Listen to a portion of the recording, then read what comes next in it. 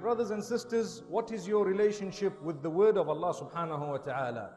It is important for us to realize that initially when the Qur'an was being revealed, it's amazing how the kuffar of Quraysh did not want to listen to a single word of that Qur'an. And the reason is, as soon as they heard a word, immediately they felt inclined towards it, no matter who they were. Even the enemies felt inclined towards it. And I'm sure you know of the story of Al-Akhnas ibn Shurayq with Abu Sufyan and Abu Jahl. When the Prophet ﷺ used to recite the Qur'an in a beautiful voice at night, they used to tiptoe and go in the darkness to listen to the words of the Qur'an. Yet they were the enemies of Rasulullah ﷺ. They did not accept him, they rejected him, mainly because of arrogance, not because they belied the message and its contents. They knew deep down this is the truth. Wallahi, they knew deep down that this is the truth. And this is why Allah subhanahu wa ta'ala says, قَدْ نَعْلَمُ إِنَّهُ لَيَحْزُنُكَ الَّذِي يَقُولُونَ فَإِنَّهُمْ لَا يُكَذِّبُونَكَ وَلَكِنَّ الظَّالِمِينَ بِآيَاتِ اللَّهِ يَجْحَدُونَ.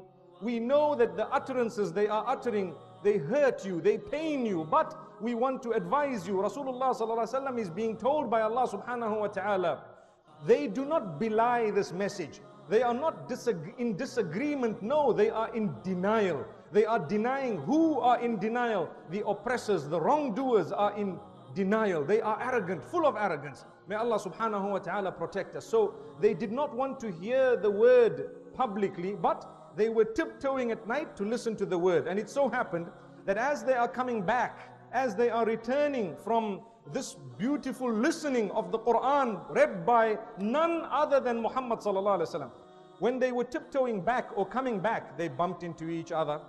What are you doing at this time of the night? May Allah safeguard us.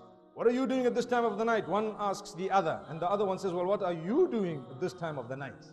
And the third one says, well, what are you doing at this time of the night? And it so happened that they told each other the truth. And they said, you know what?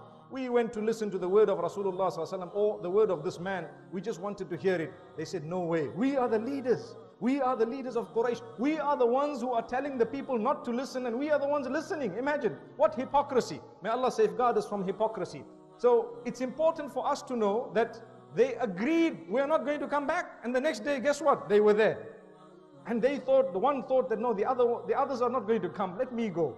And they all thought the same thing. So they got back, Al-Akhnas ibn Shurayq, Abu Jahl, Abu Sufyan, and they were back there listening. And on the way back, again they bumped into each other. Guess what? A second time. Leaders of Quraysh. What fools. May Allah subhanahu wa ta'ala protect us. The second day, they bumped into each other again. Hey, what are you doing here? Now there was no question because they knew what they were doing there. So the one looks at the other and they said, okay, let's forget about what we were doing here. Promise we are not going to come back. Second time round. Promise we are not going to come back. No way. There is no chance we're going to come back. Okay, we all took our oaths. Okay, we took our oaths. Went back. Take a guess. The next day they were back for the third time. Subhanallah. The power of the Qur'an, the beauty of the Qur'an. It's the word of Allah. It is magnetizing, my brothers and sisters. Do you feel that magnetism? Do you feel magnetized with the Qur'an? We have thousands, hundreds of thousands of reciters.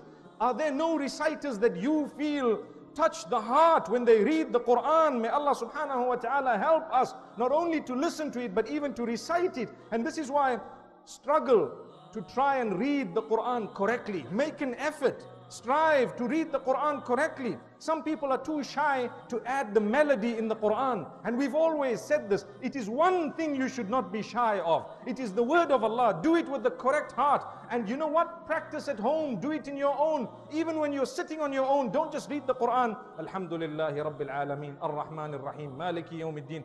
You want to be achieving greater spirituality from it. Read it melodiously. When you're on your own. That's what we're talking about. Allahu Akbar. It is actually an act of worship to beautify the recitation of the Qur'an and to read it correctly. May Allah make it easy for us.